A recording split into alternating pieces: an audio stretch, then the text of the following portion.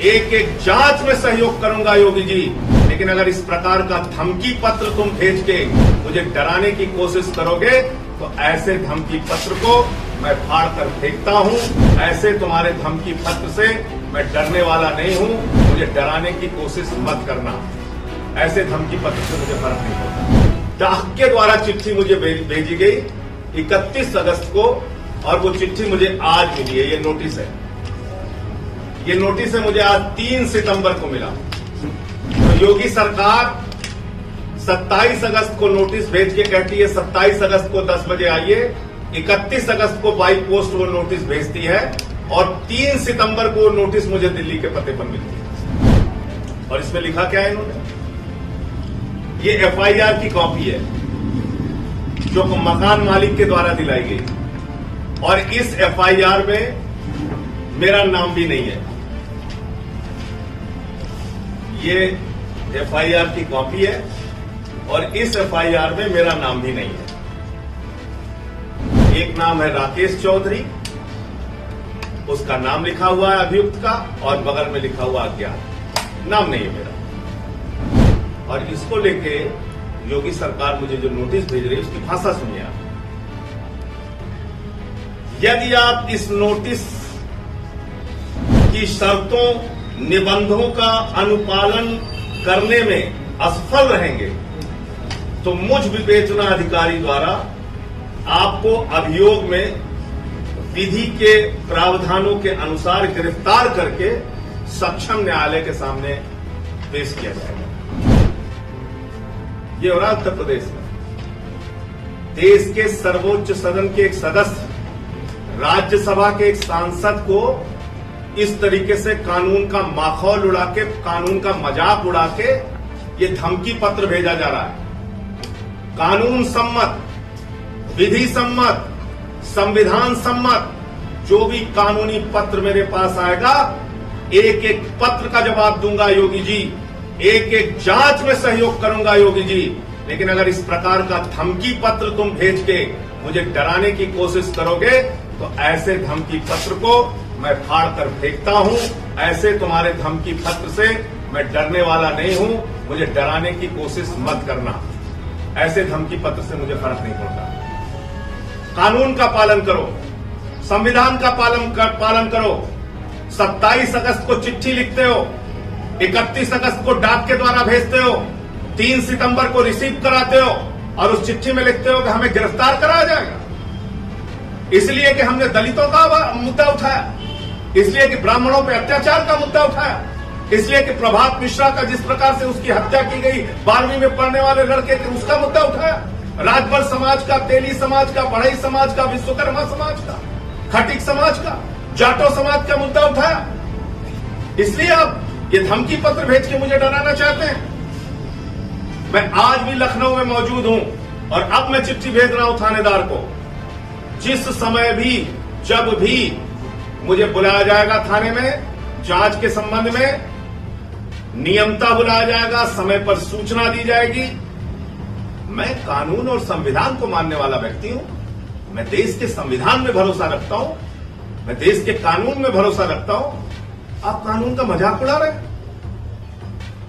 मुझे धमकी देने के लिए, मुझे डराने के लिए। और मैंने क्या गलत कहा? मैं कह तो रहा हूं, इस वक्त जब मैं बात कर रहा हूं उस वक्त भी राजभर समाज के एक बच्चे को मार मार के थाने में अधमरा कर दिया गया बलिया में, आप पता कर लीजिए। और उसके बाद वहां एक अजीब सी स्थिति, भयावह स्थिति पैदा हो गई। ये हो रहा है उत्तर प्रदेश में। और इसलिए योगी जी मैं आपसे कहना चाहता हूं, आपकी सरकार में, आप में जितनी हिम्मत हो, जितनी ताकत हो, जितनी एफआईआर दर्ज करना चाहते हो, जितना जेल भेजना चाहते हो, भेजो भेजो। कल भेजना चाहते हो आज भेजो, आज भेजना चाहते हो अभी भेजो।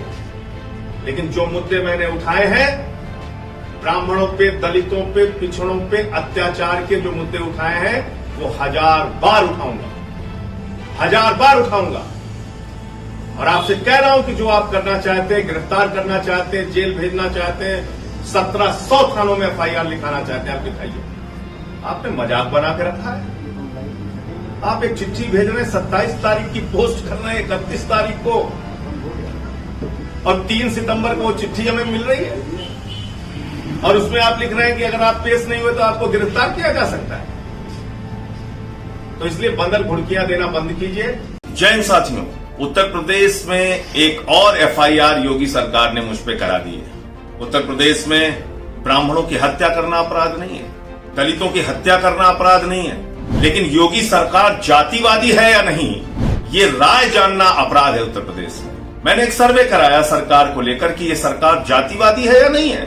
अगर आप मानते हैं कि जातिवादी है तो 1 दबाइए, अगर मानते हैं कि जातिवादी नहीं है तो 2 दबाइए।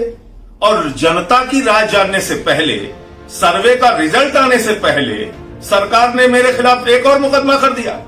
अरे भाई, उत्तर प्रदेश में दलितों के, ब्राह्मणों के, पिछड़ों के, शोषितों के साथ अत्याचार और अन्याय हो रहा है। ये अकेले मैं नहीं, आपके खुद के विधायक राधा मोहन दास अग्रवाल जी ने आरोप लगाया कि योगी सरकार ठाकुरवादी सरकार है। आपके खुद के विधायक देवमणि द्विवेदी जी ने आरोप लगाया कि ब्राह्मणों के साथ अत्याचार और अन्याय हो रहा है उत्तर प्रदेश में। और अगर जनता से इस बारे में राय ली जा रही है तो आप मुकदमे क्यों लिखा रहे हो, आप डर क्यों रहे हो?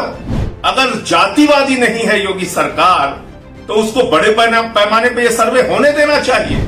तो इसलिए जनता के टैक्स के पैसे को जांच में बर्बाद मत कीजिए योगी जी। और मैं आपसे अनुरोध करता हूं कि जो भी पूछताछ इस मामले में करनी हो, जो भी जानकारी इस मामले में हासिल करनी हो, मुझसे हासिल कीजिए। मैं आपके एक एक सवालों का जवाब दूंगा और ये सर्वे पूरी तरह से सही और सच है। ये सुनिए मैंने कौन सा अपराध किया है। हम उत्तर प्रदेश की वर्तमान राजनीति पर एक सर्वे कर रहे हैं। सर्वे में दिया गया आपका जवाब गोपनीय रखा जाएगा। उत्तर प्रदेश के कई लोग अब कहने लगे हैं कि जैसे अखिलेश यादव ने केवल यादव समाज के लिए काम किया, मायावती ने केवल जाटव समाज के लिए काम किया, वैसे ही योगी जी केवल और केवल ठाकुर समाज के लिए काम कर रही है। क्या आप इस बात से सहमत हैं?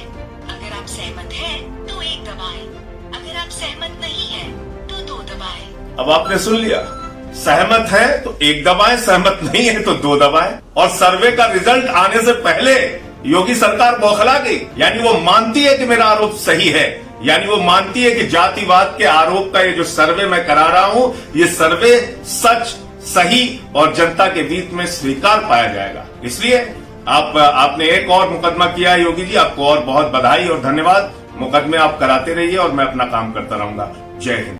जनहित से जुड़ी चुनिंदा खबरों को जानने के लिए सब्सक्राइब करें शिवना न्यूज को और बेल आइकन को दबाना ना भूलें। वीडियो पसंद आने पर लाइक, शेयर और कमेंट करना ना भूलें।